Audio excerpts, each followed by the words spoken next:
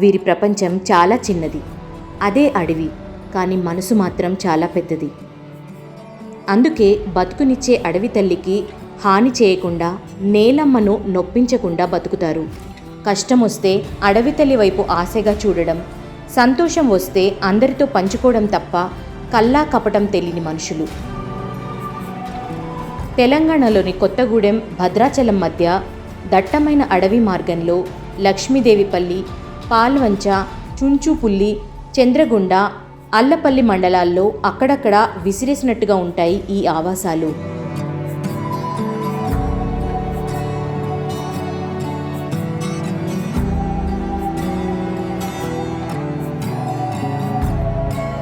ఇక్కడ విద్యుత్ ఉండదు, వైద్య సౌకర్యాలు అసలే లేవు.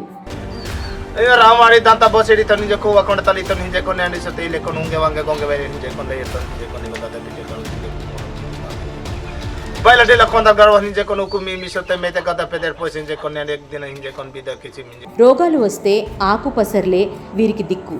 మరీ ఎక్కువైతే నాటు వైద్యం, మూఢనమ్మకాల మీద ఆధారపడతారు.